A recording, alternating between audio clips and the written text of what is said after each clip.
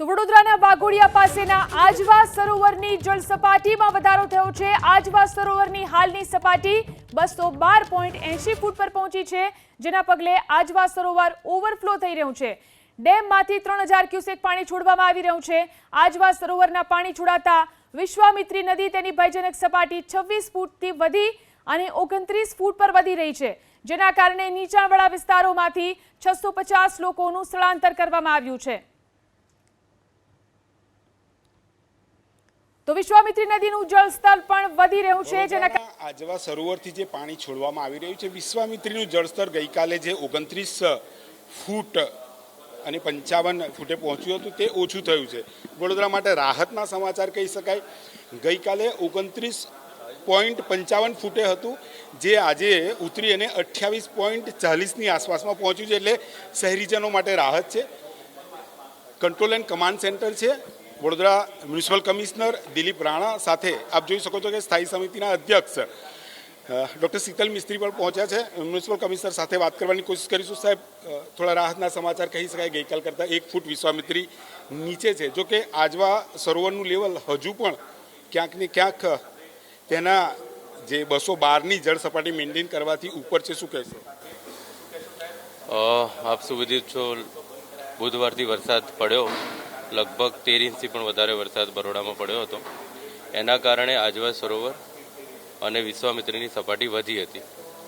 ગઈકાલ સાંજ સુધી વિશ્વામિત્રીની સપાટી 29 ફૂટ કરતાં પણ વધારે ચાલતી હતી અને એના કારણે અમે કાળાઘોડા બ્રિજ પણ બંધ કરવાનું નક્કી કરવામાં આવ્યું હતું।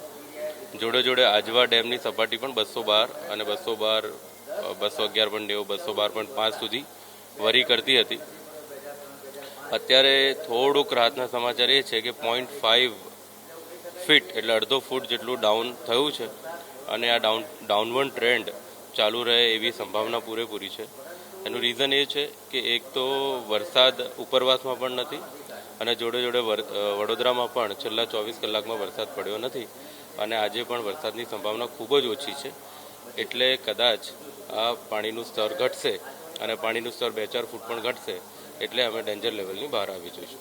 સારું સાહેબ, દેવ ડેમમાંથી પાણી છોડાય છે, જે આજવામાં પણ પહોંચી રહ્યું છે, જેને લઈને પાણીનું સ્તર જે સતત નીચે જવું જોઈએ, કેમ કે ગઈકાલે પણ દિવસ દરમિયાન પાણી છોડ્યું, હજુ પણ છોડવાનું ચાલુ થયું છે, પરંતુ એટલું જળસ્તર હજુ આજવા સરોવરનું નીચે નથી જઈ રહ્યું।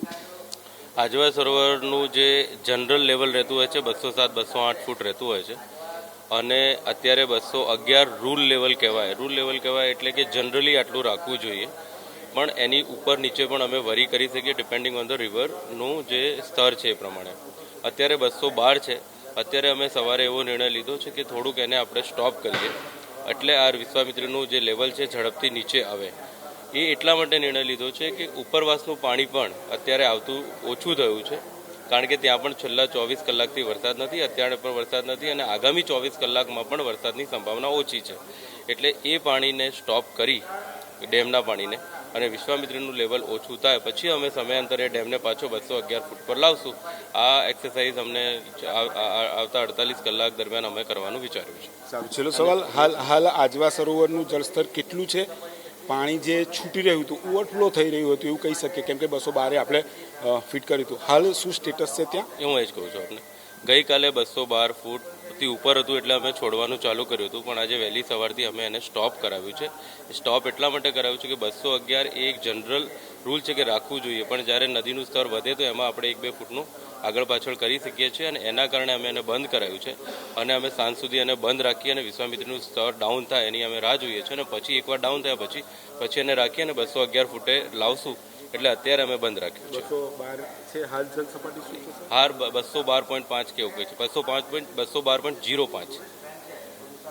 એ પણ વાત કરીશ કે શું સ્થિતિ છે, જે નીચાણવાળા વિસ્તારમાંથી હજારો લોકોને આપણે સુરક્ષિત સ્થળે ખસેડ્યા છે, સાથે રેસ્ક્યુ પણ કરવામાં આવ્યા છે, SDRF હોય, NDRF હોય કે corporation fire brigade?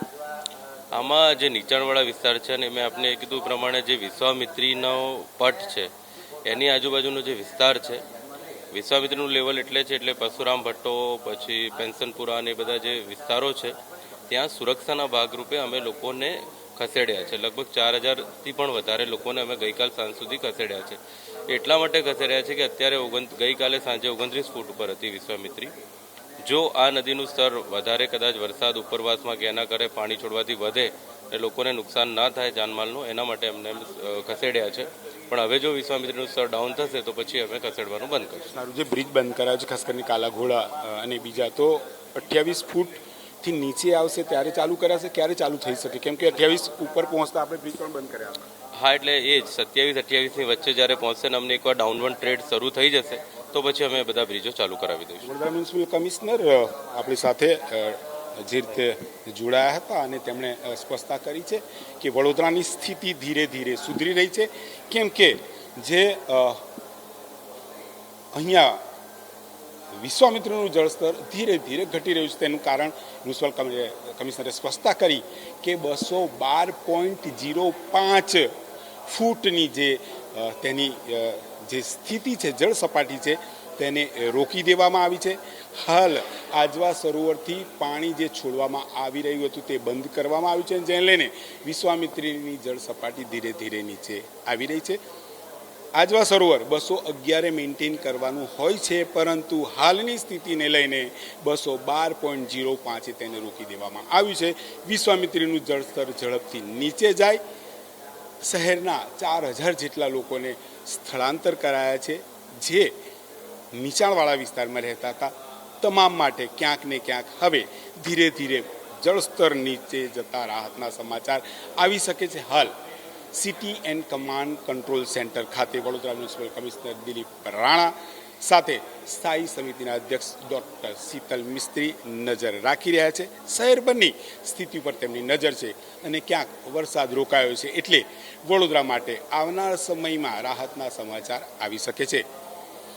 Cameraman Paresh Dholka સાથે લોરેન્સ પરમાર, એબીપી અસ્મિતા, વડોદરા.